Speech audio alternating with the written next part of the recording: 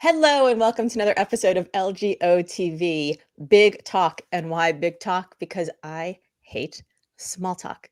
My guest today is not just a big talker, he's a big jumper, he's a big skier, he's a big gold medal winner.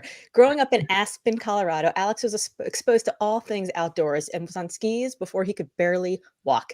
He quickly began winning local competitions, and he has gone on to reach celebrity status both in his hometown and throughout the skiing culture. Driven by a powerful work ethic, a can-do attitude, and an infectiously charismatic personality, Alex continues to have an impact on the sport, both on and off the halfpipe. Now, I first met Alex when he and I were both part of the Spartan X competition, the Spartan X professional development leadership event at Fenway Park.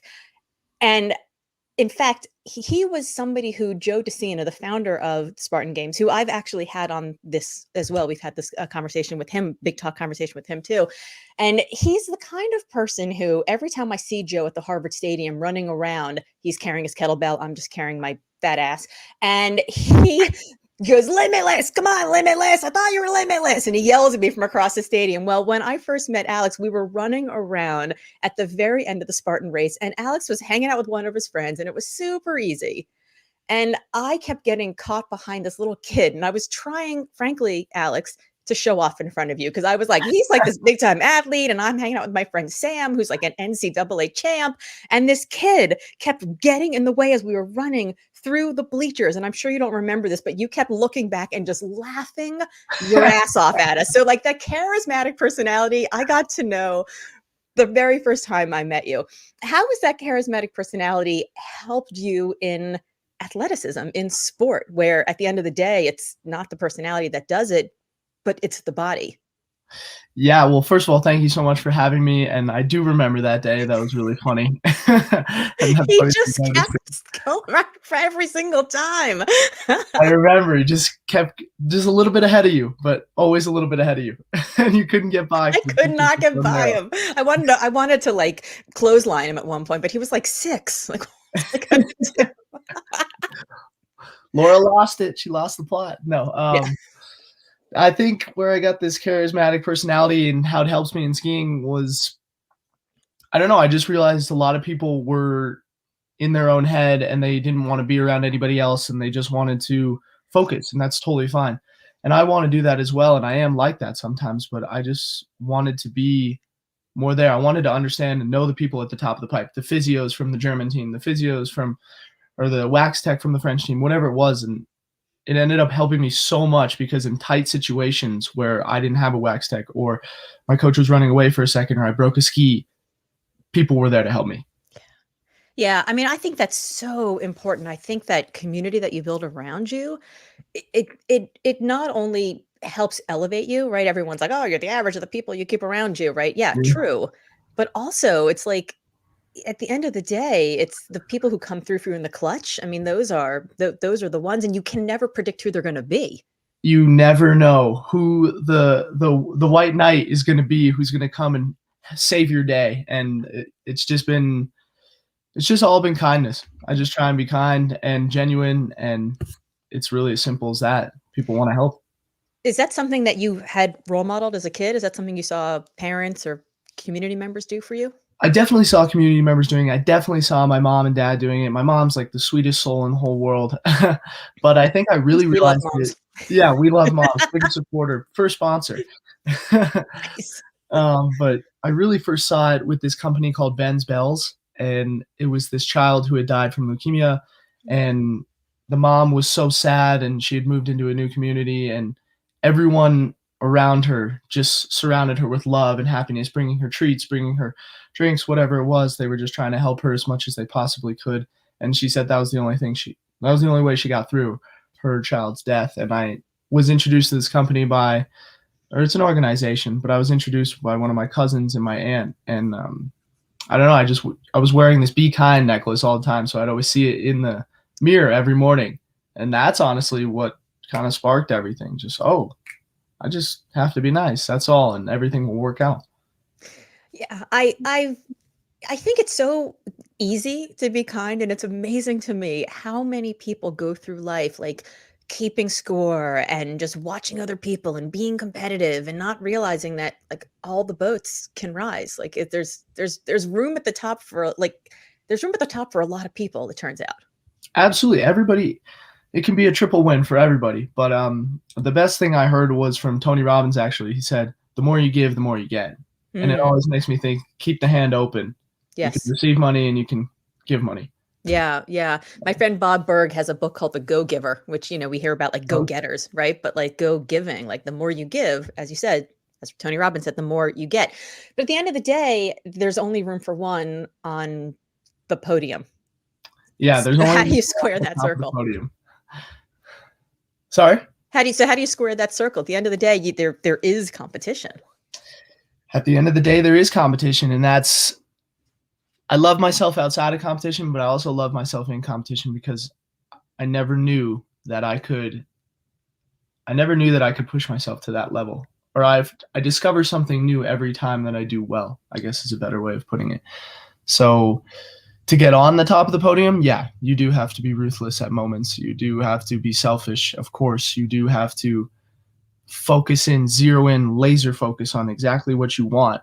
And I tell it to the universe. I do the affirmations. I do everything I possibly can. And when showtime comes, it's on or it's not. You're either ready or you're not. And the few times that I have been ready and I've gotten the great results, it's been magical. Do you actively know the times when you're ready? Like, are you standing up there at the top of the half pipe going, yeah, this is going to be a good one? I know when I wake up in the morning, if I'm tired, it's going to be a good day, which is so backwards and weird. Yeah. Okay. Back up. Wait, did I just have a mini stroke or did I hear that correctly? I don't know what it is. Maybe I'm not sleeping as deeply as I usually am the night before a contest. I'm definitely thinking about it like crazy. So the brain maybe doesn't fully shut off, but I know I have won the most intense competitions or the biggest competitions when I've been tired that morning.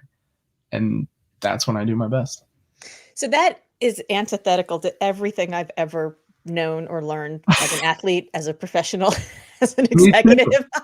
Me too. Did it freak you out the first time you woke up on the day of a big competition and you were tired and you were like, oh shit, like I'm tired. It's not going to work. What are we going to do? And then you realized like, when did you notice this? How did you uncover this scientific discovery? Yeah, I noticed this pattern. Actually, I had done well. I'd won my first 2 competitions, and that's when I was really breaking through and reaching some of my goals. And it just happened to so be right before the Olympic year. And then that Olympic year, we had an Olympic qualifier. It was called Dew Tour. And I woke up that morning and I was dry heaving. I thought I was going to die.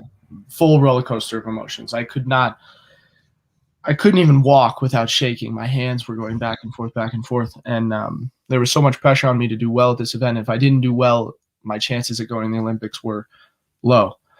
And I remember waking up just so tired. I'm thinking I was going to die, and we got to the hill, and I put in that song "What's Up" by 4 Non Blondes, and it's a pretty relaxed song. Usually for any type event, you're going in with some EDM, something crazy like that. Yeah. And I just found this enlightenment period. I don't know, this moment in time, and I was at peace. And I fell the first run, and I was so pissed, like unbelievably upset with myself. Because I knew I could have done it. And I fell the last hit, and it was on a trick that I know better than anybody. And I fell, and I went back up, and my coach was like, all right, well, you fell. Let's go. You can do this one. And I landed that next run, and I got a 92, and they put me in second. And I was obviously exuberant and happy, but I kind of felt like it was first place. And I go up to the top again, and Ilana, my coach, is looking at me, and she just gives me the knucks and the head bump and goes, all in, all in. And I'm like, oh God, all right, here we go. I was so scared. I just push off, drop in, catch the train perfectly, going for the right side, double cork, 1260 mute, boom, nail it. Left side, double cork, 1080, safety, boom, nail it. Coming in for the big switch, Sev Japan, perfect landing. Coming for the big left up 12, mute, and then finishing off with a right double chuck knot in Japan. And I landed it, and the score comes in, and it's like 94.66. First place, one more person to drop, and I won the event. And that might have sounded like Chinese to you. That's totally fine. But I don't know. That's when I started to notice the pattern. I was tired and I performed at the absolute best. Like that's one of the most proud runs that I've ever done. So I actually in preparing for this, I watched a video of you, I think describing that exact run. Or maybe it was a similar run. I don't know because it was Similar. similar Chinese. I was like, "What? What the like a left side double flip 1440 mute grab? What? What?" And so to give you a little context, I've just turned 50 and parts of me don't move in the way that they used to move. So watching you on this half pipe, throwing your body up there, spinning around, reaching all the way back around you and grabbing your ski. I was like, how do you even discover you can do that in the first place? I mean, it was easy for me. We were always jumping on my friend's trampoline right down the road, and our parents signed us up for the Aspen Valley Ski and Snowboard Club at a similar age. We were all around 8 to 10 years old, and those friends that I met that first week of ski club are my best friends to this day. Wow. So it was easy for us, and the access was incredible. We were going to school, and across the parking lot there was a chairlift to the top of the mogul course. Yeah. So So then easy we for would you to skip school and It was really ski easy all for us to day. skip school. We did a lot of that. We did it so much they accommodated to us. Perfect. Yeah, but the access was incredible, so we would just go ski and we would train, and then I lived right at the base of the mountain, so I would just ski home, and my parents didn't have to worry about anything, and then most of my friends lived right next to me. It was thinking about it now, it's actually unbelievable. So when I watched you when I watched you to go through one of these runs, and it was at home in Aspen, and you were like, this was, I think I wrote down the quote, and I think it went something like, you didn't know you could do something and then you do it and you're blown away. You're Yeah. stunned by your own actions. I was truly stunned. And I was so happy that I could share that with all of my best friends and my family members, because there you were at home. But that the moment of you don't know you can do something, you don't know that you can pull it off. I mean, there's something in the sport that you do, right? This half pipe where you're doing these extreme tricks to in you said it's a thing it was a jump, better than anybody, right? Like you are inventing the sport as you are competing in it. How do you know what your limits are? How do you know what is possible?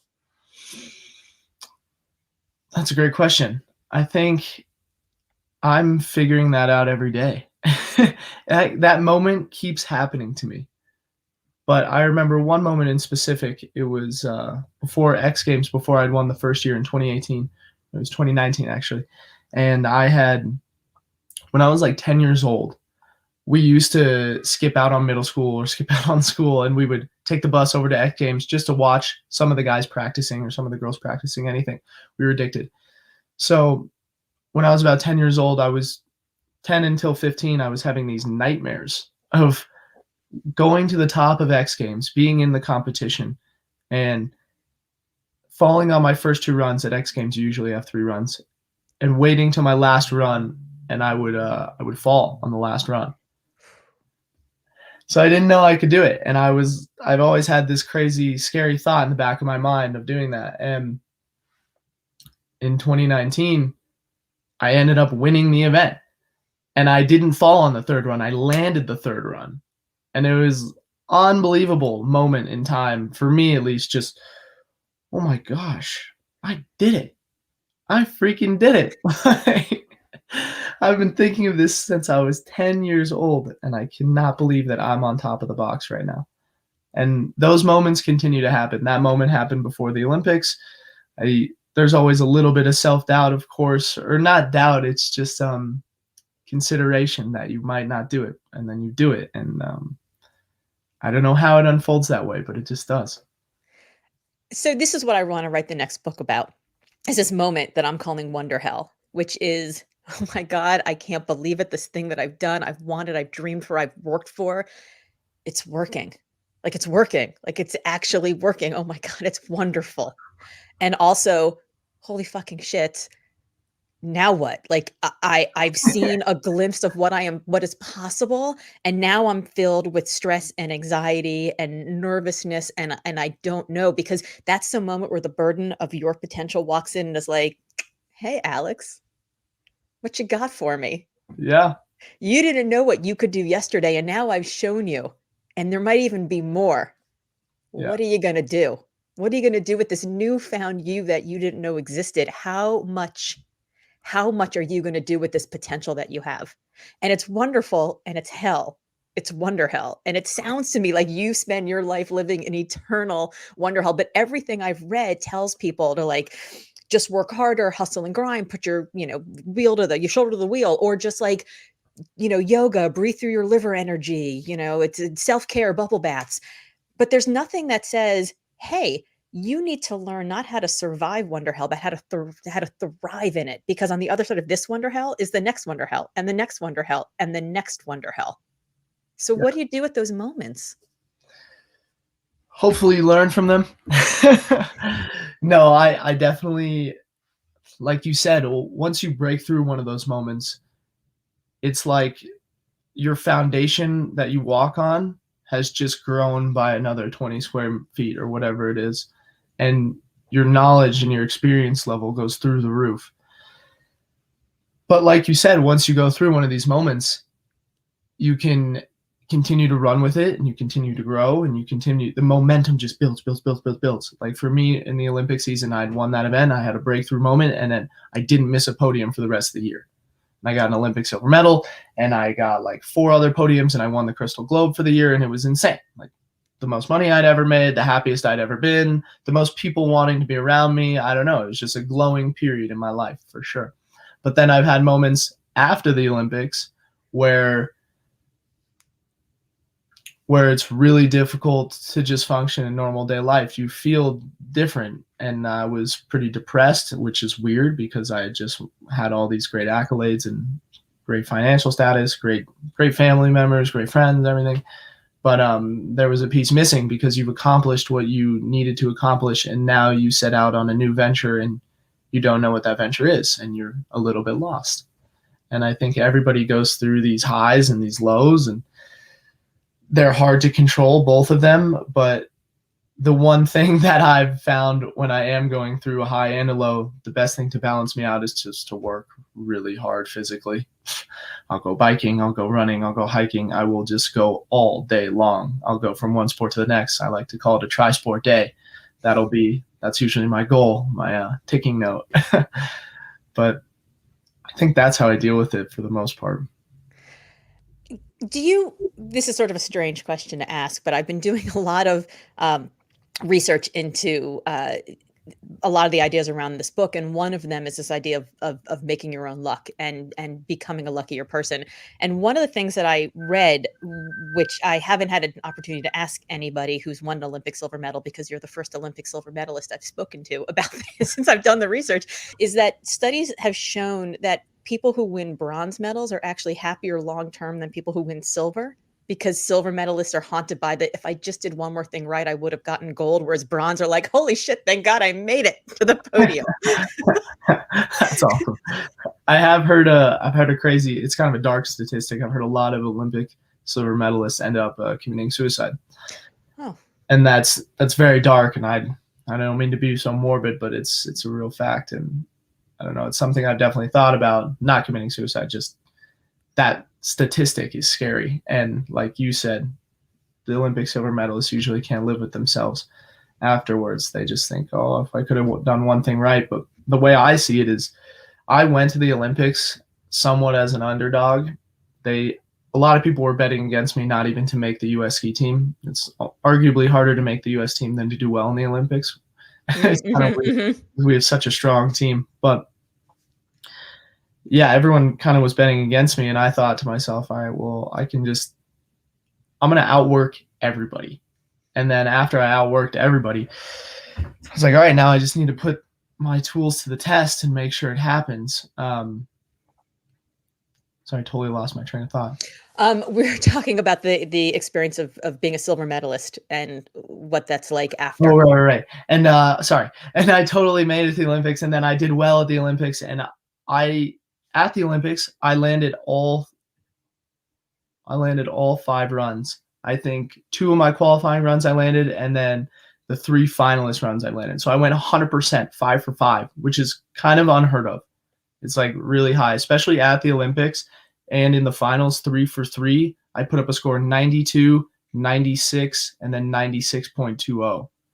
So they were all 3 scores were in the 90s, which is like, not to toot my own horn. That's just it's good. It's just facts. Yeah, It's that's just facts. you're not showing off. That's just facts. That's just really good. And yeah, it was like the time was now, and I was ready and just nailed it. I mean, I think that's the difference, right? I mean, the people who go there and something goes wrong and they weren't able to perform their best, and they feel like either they didn't have control or circumstances were against them, or, they got a bad something that day, as opposed to people who like you, who were like, I did it. I did the work. I worked my ass off. I got there, I relied on the work, and I did the best that I was able to do with my training, with my capacity, with my capability that day. Right? Like I am not an Olympic athlete, but I'm a competitive rower in my, local masters competitive rowing. And we often say that it is easy. It is better to not win than to actively lose. Those moments when you're like, I know I didn't show up. I know I didn't fuel right. I didn't, get the rest I needed the night before. I didn't show up for my team members, like that kind of thing. Like if some other person shows up and they're just better than you, good for them. That's awesome for them. Like there's nothing, at the end of the day, I'm not going to be taller. I'm not going to be heavier. I can get stronger, but like, there's just like, I'm just working with what I got. Right. So that feeling of I did the work, I relied on my work. And what I'm hearing from you is there is this, there's a confidence that's there, right? If you put the work in, when you show up on the day, right, you can do what you were trained to do. Absolutely. There's like the best quote I always thought of was from my friend. He said, preparation equals victory. And I took that and I just latched onto that. And I was thinking, okay, I'll go to the gym every single day. I'm going to go to a sports psychologist twice a week. I'm going to go to physical therapy 3 times a week. I'm going to go to the trampoline every single day. I'm going to go to the steam room and visualize my runs. I'm going to do my affirmation. And when I was in that mode, it was like unstoppable. I remember a couple of friends from the ski team were texting me, like my friend Lyman. He goes, it was the season before the Olympics, and he texted me, "Wow, Al, you look fucking unstoppable." And I felt unstoppable. And like you said, it gives you that confidence that you can just do anything because you've put in the work. You know yourself better than anybody. You know the task at hand. Yes. Hopefully better than anybody. Yes. So, so let me, I just want to go back a little bit to, we were talking about when you were a kid. So both of your parents are athletic. I think I read that your mom was a marathon runner and your father was a soccer player, I believe. Yeah, my mom's run like 10 or so marathons. My dad was a professional soccer player in Argentina. He played for River Plate for a little while. And was there, so I always joke around that I have a 16-year-old and an 18-year-old, 2 boys. And I always joke around that I'm so lucky that both of them are absolutely, completely physically average. Mostly because I would watch friends and neighbors who had kids who were like young soccer phenoms or young skiing phenoms, and their nights and their weekends were just overtaken by going to like 6 different travel teams and always like going up to the ski races and all of this stuff. And then they had to stand there on the side of the mountain and watch their kid in like a shark scoot just like fly down the mountain at like 1 billion miles an hour with like nothing protecting their little tiny bones. So I've always been so glad that my kids were just like absolutely perfectly average. But at some point, your parents who were athletic, who were professional athlete, father must have looked at you and said, "This kid's not just good; he's got something special." Did they recognize it first? Did you recognize it? How did the pathway start? Because it's a different pathway if you're just out there having a good time or if you're actually like gunning for something. Yeah, absolutely. My parents were always really cool and open. My dad was a professional soccer player, and he was trying to push me into soccer just a little bit. And one time we both got red cards. I got a red card for saying some bad stuff, and then my dad lost his mind and he got a red card right after me. Are you proud of those? You're proud of those red cards. I'm proud of that moment because it's awesome. He had my back. But yeah, my dad was definitely trying to lead me down that. And then I just gravitated towards skiing because, like I said, my mom signed me up for the Aspen Valley Ski and Snowboard Club. And then within that first week, I met all my best friends. And it never felt like work. It always just felt like we were having fun. It was as simple as that. We were just going to ski because that's what we love to do. And we all love to do it together. And we were all growing so much at the same time. And we were just making it happen. And we were just loving every second of it. And fortunately, one of our friends, Tornator Wallace, he like broke through first when he was 15. So he was a freshman in high school. And then once we saw that he made it and he was doing well in these events, it was like he kind of laid a little path for us. And we just thought, oh, all right, he can do it. We can do it too. And that's pretty unusual. You don't see every day a 15-year-old winning the X Games or something like that, especially back then, or especially like 5-6 years ago. And when it happened, it was just more like 10 years ago, actually. It was just unbelievable. And he showed us the path, and then we could do it. So it never really felt like work to us. It always just felt fun. And my parents didn't, I was the worst one when I showed up the first day, like the worst. Athletically or air awareness wise, I was not anything spectacular. I just landed a 360 one day in the back of the club with those same guys, and I was like, oh my God, I love this. I love it so much. It's like, I know what I want to do. Right? I don't think I said it like that, but I was just like, I'm going to do this for the rest of my life. I'm going to do this exact thing. I want to feel that feeling as much as I possibly can. So my parents, I don't think they really noticed until I was 18. I made the X Games. And then when I made the X Games, they were like, oh, he's good. Like, this is the pinnacle event in their sport. So, all right. It kind of all happened naturally. They never pushed me. They just wanted me to be happy. And do you have siblings? Are they also athletic? Are they involved in the same sort of insanity as you? I do have siblings. I have one younger sister named Lourdes. She is a beautiful soul. I love her very much.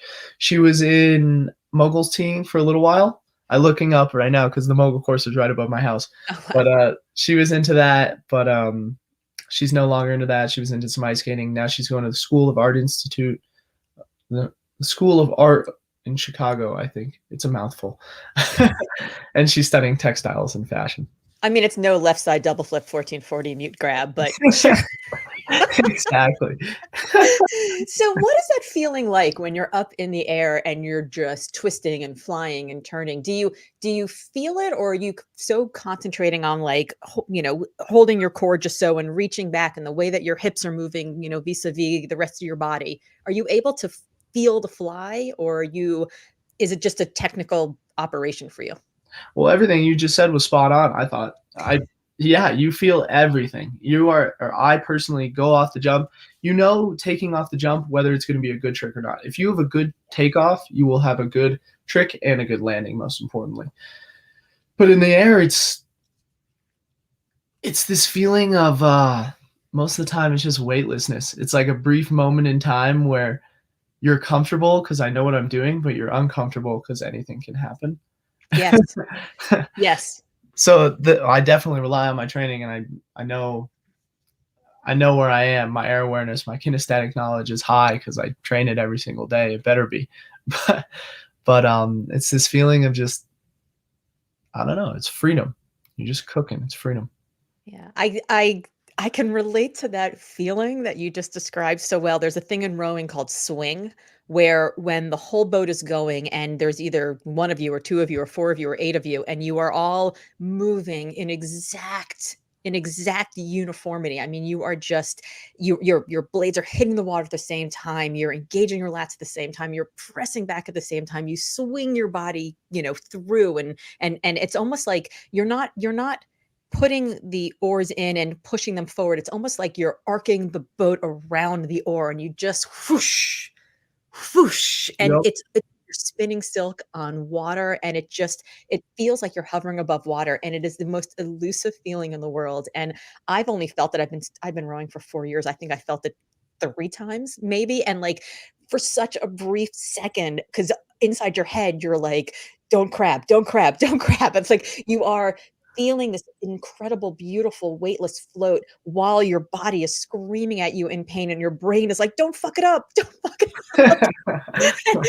And it's like all of your systems are just like, "Rah!" And of course the coxswain's like screaming at you and what's going on and boats all around you. And so it's interesting to think about that weightlessness and that float while there are people cheering.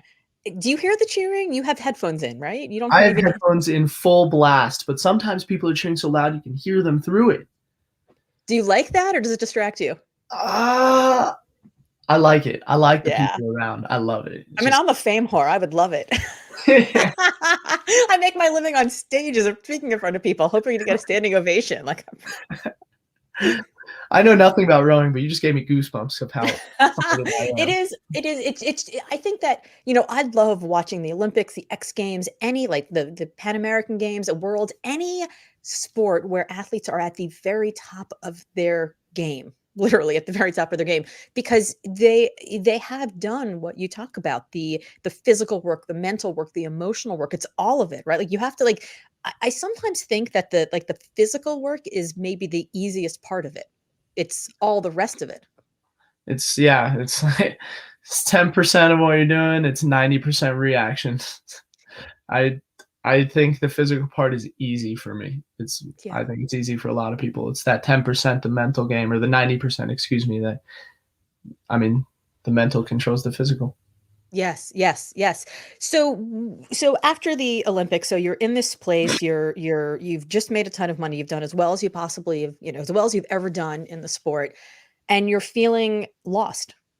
What do I Yeah. do next? How did you get out of that place? How did you crawl out of that hole? Well, it was a dark moment. I had recently broken up with my girlfriend who had come to the Olympics with me and very involved in my family, and it was really hard, but it needed to be done. Something didn't feel right. So I did that, and on top of that, I was going through all this stuff. I was feeling really depressed, didn't know what I want to really do with my life. I wasn't in school. I wasn't working out as much. I was kind of just being lazy. And there was no specific, like, this is the next goal we're training for at that Yeah, point. like, at that time, I hadn't won the X Games, and that was the biggest goal of all because that was what we grew up doing.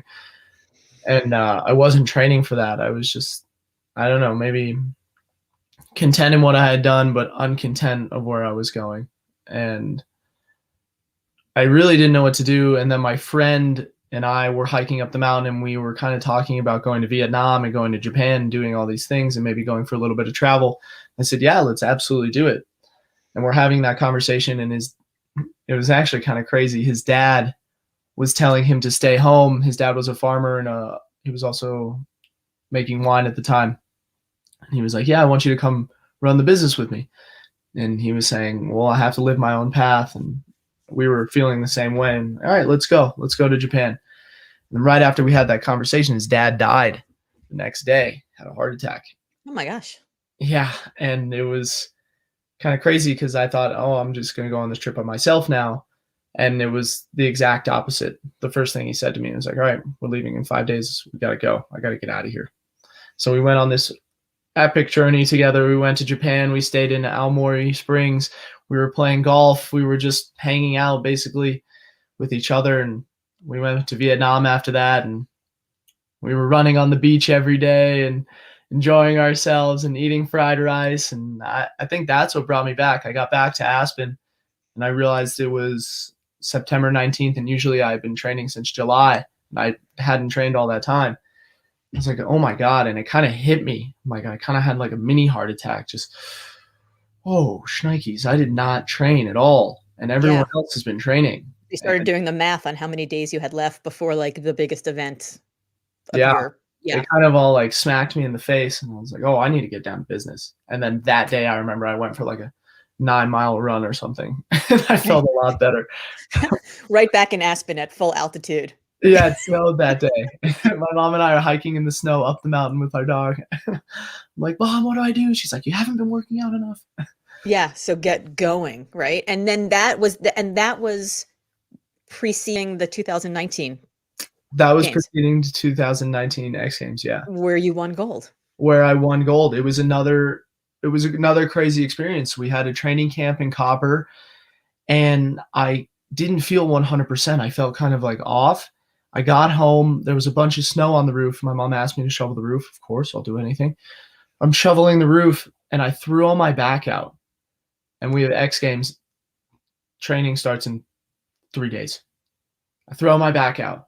I go downstairs, and I'm trying to figure out everything. I'm icing myself. The next day, I wake up, and I start to get sick. Some sort of like strep throat or virus is attacking my system. So I'm driving to the doctor. I get out of the car, and I slip out of the car. And I'm laying on my back. I'm like, oh my God, I can't get up. What is You're like, happening this to me is right it. It's over. Like, I can't do this. And I had a physical therapy appointment booked right after that. So I go to the doctor. He's like trying to help me out. I'm drinking as much healthy juice cleanses as I possibly can. I go to physical therapy. I'm telling her what's wrong. And I'm like, yeah, my back is thrown out and I just slipped really hard. Can you put me back together in 3 days or 2 days or whatever it was? She's Because like, I need to go throw myself into the sky and flip around and twist and sure. I'm about to jump off a 22-foot icy half-pipe wall at night and land in some pretty firm conditions. So And she was like, sure, Alex, no problem. we do that for everyone. I love her. She's my PT every time. Let me get my Iron Man tools. Hold on. Yeah. Let me get my welding kit. She basically put me back together as best she possibly could. And before the event, actually, I thought I was going to pull out. I just felt horrible, absolutely horrible. I was using every ounce of energy. And I go up to the top of the pipe and I'm talking to my coach, Ilana. I'm like, listen, I don't know if I can do this. She just said, do one run and see how you feel. And then you can leave after that. And then I did one run and I ended up getting like a 90. I just happened to land that run and everyone else happened to not do so well. Then the second run I fell, and then the third run I upped my score to a 92. And then the chips fell as they may, and I won the event. Yeah. I was thinking about pulling out 20 minutes before it. Isn't that so? I think that not only are there these big moments of wonder hell in our lives, I think there are these little mini moments also. And that I love that Ilana gave you that. She didn't say like, this is it, you got to perform all in training. Like she knew to just say, just do one run, just do one run. And then after that run, she probably knew that your wonder hell would kick in where you're like, well, I did it. Yeah. So I could probably do another, right? Like they always say, like, if you don't want to work out, like just get on, just commit to 5 minutes on the bike, just commit to 10 minutes running. And like, then you find yourself, you've run for an hour, right? Cause like once you're going, like getting going sometimes is the hardest part, but I love that she knew and that moment, not to say all in, here are the knuckles, right? But like, just do one run. No, it just speaks to her emotional intelligence, and she's been spot on throughout my entire career. I've known her since I was 10 years old, and I'm 26, so we've been working together for 16 years. It just speaks to her emotional intelligence. She has been spot on every single moment, and I can't believe she said that of all things, and it just totally worked out. It's incredible. So after the X Games, do you have this moment when you're like, all right, I'm not going to fuck around anymore. I got to like my body fell apart. This wasn't okay. Like I shouldn't have been in the shape. Or were you like Bodie Miller, like, screw it, I'll go drinking the night before and fly down the mountain and it's all going to be fine. And that worked the first time, I'll do it again. Because I can see that, athletes, like once you get to this point, there's almost this, like, I'm superhuman. I could pull it together at the last minute. I got a baseline of fitness. It's going to be okay. Yes, there are those moments. And after that event, I did go and I enjoyed myself thoroughly with all my friends, because you never know the next time you're going to be on the top of the X Games. Yeah, absolutely. So I was awake till the wee hours of the night, probably till the next day. But after that, it was kind of like I knew the routine. I knew all the tools that I needed for success. And I kind of just started putting those together more and more every day. And like what I had learned in the Olympic year, I just kind of transcended into, and it became a norm. I was just doing that every single day. And it was working out. I was doing well at other events. I got right after that, I won Dew Tour. And those are the two biggest of the events of the year besides World Champs and the Olympics, but they're not in the same year usually. So it started to become a norm. It just started to become a norm, and it was just great. Like everything was just great. Everything just clicking. So who's Hotdog Hans? Oh, the best question in the interview. Hotdog Hans is this skier. He's an ex-world champion of 1973, and he's an asshole, but he's a great skier. He's a hot dogger. He's a Mongol skier. No, my friend Kyler came to me probably 5 years ago. He's my best friend, and he was talking about how he had seen this Uncle Drew commercial for Pepsi, and it's basically Kyrie Irving dressing up like an old guy and playing basketball in front of all these guys or all these people and schooling them. Like at first he's really bad. He's throwing up bricks and he's hitting the rim and he's like can't jump and he's losing the ball. And by the end of it, he's doing 360 dunks and raining threes from half court or whatever it is. And my friend came to me and said, we should do this for skiing. We should dress you up as an old guy and just see what happens. Yeah. And so we dressed me up as old guy. We hired a makeup artist. We hired a whole videography team, Vital Films. And it was 2 days of shooting. And we were basically messing with people. I would go up and ski up to people and be like, have you guys hit this jump before? And they dressed me up all old, and the kids would be like, yeah, be careful, old guy. Like, we don't want you to die. And then I would go and do a left side double cork 1080 or something like that, something crazy. And there would be the camera on them and be like, oh my God, did you see that? They're like, did your edible just hit or was it me? Yeah, exactly. So we were basically just messing with people, and we got some amazing content. It was so funny. And so we put that video part out, and it's done pretty well without distribution. I think we're up to like, I don't know, 230,000 views or something like that on YouTube. If anyone gets a chance, check it out. The pandemic happened, and we felt that everyone needed a couple laughs in their life. It was a really dark time for everybody, and we just wanted to make people laugh. And so I've been watching Hot Dog Hans on your Instagram story, and for the first couple of months, I was like, is this his uncle? Is this like a dude he knows in Aspen? Is he like is this just like a buddy of his who shows up and he's like a local flavor kind of guy? And then I was like, wait, is this him? Like it took me a while to like grok what was actually happening. And then I was like, okay, that's pretty cool. So so do people do the locals, like, do you like dress up every once in a while and do it? Do you cart them out every once in a while, just like when you want to fuck around? So that's funny. You didn't know either. I sent a trailer to my grandpa and I said, what do you think of this guy? And he calls me 10 minutes later. He's like, this guy is a complete degenerate. He's a loser. Please don't ever turn into somebody like this. You're like, well, I kind of turned into him, literally. I didn't tell him until the full video part came out. I said, hey, this is me, Grandpa. And he's like, oh my God, I love it. This is amazing. I mean, it is so funny. He's like irascible. He's crotchety. He's fit. He's basically everything I want to become as an old woman. I love it. I mean, I got a lot of the stuff from my grandpa because I realized he's 84 years old and he's old. You can do anything when you're old. You get away with anything. I've heard him. He's ruthless. But besides that, I mean, we've done it twice now. I dressed up once the first time and it was complete ad lib. We have no idea what we were doing. We had no idea how everything was going to turn out. And for it turning out as it did, we're all super grateful and proud. Like, wow, that was awesome. And for the second time, we actually recently just dressed me up again 2-3 weeks ago. Yes. That's when I realized it was you. It was just a few weeks ago. I was like, wait a minute. Yeah. And everyone knew. Like everyone right away knew. As soon as I came out on the hill, the first person was like, Hot Dog Hans. And Hans is more famous than me. Everyone loves Hans. I was getting more girls' numbers being Hans than I am normally. Wow, people got a grandpa kink going on. They do. It's weird. It's super weird, but people love Hans. It's like I was skiing down. I felt like almost I was skiing down after the X Games after an event.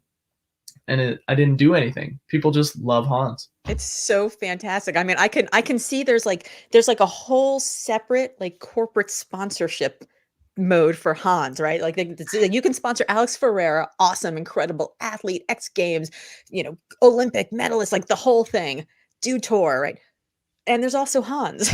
So it's like it's a whole other demographic that you're reaching. I mean, I was thinking the demographic was you could attract more, older people back to skiing, but apparently you can attract a lot of young girls. Apparently. I didn't realize I was such a sicko. No, that's the best part about Hans versus Alex. Like Alex has to be this this stand-up human doing my work and loving every day and being grateful and I don't know, being with the kids and or coaching the kids or whatever it is. And Hans is just this asshole who can Yeah, do so whatever he wants. I mean, I love that. I think that is so incredible. Like, I remember watching an interview of Michael Phelps, and he was like, "Look, the pressure, right? Like in terms of like the mental health and everything that he went through, the depression and you know, smoking weed and all of the stuff." And he was like, "I just like the incredible amount of pressure to be Michael Phelps every day Yeah. is exhausting. Like, you can't hide. It's hard to hide when you're, you know, 800 feet tall and have a 900-foot wingspan. Like, it's Yeah. tough. Um, and it's hard for you to hide, right? It's not like people don't know you. This is like you're the hometown hero.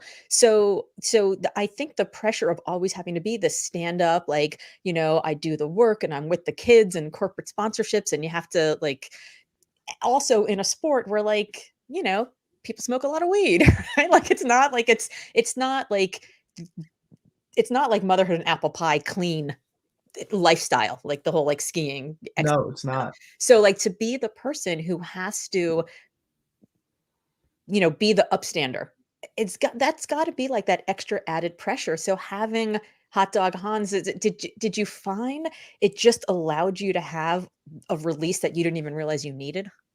Yeah, I'm sure it's what most people get with drinking or smoking weed. I don't know, but for me, that's my release. Like I could just go be Hans and I can just say whatever I want to say, and people are gonna laugh, and some people are gonna be pissed. But we tell the people who get pissed right after, like, listen, we're just filming this. That's not real, and then they understand. But it is a release. It's a time for me to just act however I want to act, and You're the Borat of skiing. yeah, I don't. Thank you. I mean, think about like the stuff that Sacha Baron Cohen gets away with saying when he's Borat. I mean, it's misogynistic, it's racist, it's homophobic, it's anti-Islamist. I mean, it is horrifying. It goes against everything I stand for as a human, and I laugh my ass off when I watch Borat. Somehow it just works, and people are like, "Oh, it's just a joke." And Yes. once they realize that part, it's like, "Oh, okay." I mean, he gets people really bad, but yeah. I mean, but there's a line, right, between making fun with somebody and making fun of somebody. True. Yeah. There definitely is a line, and I'm finding that line every day, especially with Hans. I've said some things that are just too far, and I have to go talk to that person. Like I just break character, and usually I don't like to break character whatsoever. Like that's my main thing. Not even around the makeup artist, not around the videographers, nothing. So, but then there's that line just under it where they're cracking up. They just have no idea what's going on. Like I went up to this one guy, for example. I'm like, yeah, um, can you go out of the pipe? I actually haven't. Can you get air? Is that what kids are doing? And the guy's like, yeah, you can get as much air as you want. Like, you just gotta go fast. Speed's your friend. And I go down and I do a trick, and he's like, shocked. He's absolutely shocked. And it's just funny to see what people have to say afterwards. And I walk back up there, and they're like, "Oh, we had no idea. That was amazing." So there's a fine line. That's so great. That's so great. And I love that Hans seems to be from Brooklyn. Hans is from Brooklyn, Boston, the upper Northeast. Yeah, every time you speak, I'm like, he sounds like my grandpa. I don't know. I just kind of did that voice that morning because we didn't know the voice either, and we didn't have a name either at the time. And So was there debate, like you and your friends are talking about how we should do this, or was it like always clear that you were going to be Hans? no, we hadn't had a name. I was calling myself Jerry at first, and that just didn't work. And then because I'd watched the documentary McMillions, if you haven't seen it on HBO, it's really good. But I was watching that, and I was calling myself Jerry. And then a couple weeks later, Kyler, my best friend, who had the idea, and then came to me with the name. He was like, "Well, all these old school skiers are hot doggers." And the movie Hot Dog, of course, I don't know if you've seen it. It's a classic in the ski community. And he was like, "You should be Hot Dog Hans." And then it clicked. Everyone was just like, "Oh yeah," the cinematographers, the videographers, the picture people, everyone was like, "Yeah, that's what you should do. Absolutely. That's a good name." And yeah, then I love it. it was ad-libbed. We had no plan whatsoever. Okay, so now you've done this. You've done this and it's cool and you loved it and you're dressing up as him again. Are you like, this is my new Wonder Hell. I want to see how far I can push this part of Kind me, of, or yeah. No, we're seeing, I mean, I don't know if you're on TikTok or not, but Hans is TikTok famous a little bit. He's got like 240,000 followers or whatever it is, and it's small relative compared to the world, but it happened in 4 weeks. it's amazing. And what does Hot Dog Hans do in the summer? Does he travel to Argentina and ski in Bariloche? Like, what is there? Is he just We haven't figured that out yet. I guess we're waiting for a whole other corporate sponsorship side to see if somebody wants to take it on or to do something. I mean, I think our long-term goal is to do a full-blown movie. Yeah, yeah, yeah. I have this image of Hans in like his full ski suit and his like mirror glasses and the hat, like standing in out with like the like on the beach with a bunch of like bikini clad, models, and he's just like he just travels around the world, but he always wears the same 1970s full on ski suit with the like turquoise colors. It is so. I mean, I grew up in Miami, so we would spend spring break going out to Vail and Aspen and doing spring skiing. So like, and this was in the 80s, in the like mid 80s. So like I might have owned that ski suit. I'm not even sure, but we have all those family photos and we like have the one piece ski suits with the mirrored glasses. And of course there's no helmet, like you don't wear a helmet. It's like, those didn't exist then. So when you're doing the tricks as Hans, do you wear a helmet or are you like full on character? No, that's actually the kind of the crazy part. I didn't realize what I was doing at first, but yeah, I don't have a helmet on. I have a hat, and I'm wearing a fat suit. So there's a pillow in there as well. So I'm like doing all these tricks with the pillow, no helmet, and no pads. I usually wear pads and all this stuff for the contest, so it's definitely scary. Yeah. Well, it's interesting. I mean, do you feel like that's helping you with your air awareness in a different way because you are having to figure out where your body is in space and time because you have a new body basically, or is it screwing up your other air awareness because you're used to being like that's how you have to compete? I don't think it's screwing up my other awareness. I actually, like you said, I think it's kind of pushing me and helping me to figure things out in a different, like, oh, if I move my shoulder just an inch to the right that way, and then I can grab like that because I have the fat suit on. Oh, okay, that's how I'm able to do that. It's like little tweaks and figuring out, yeah, the kinesthetic knowledge.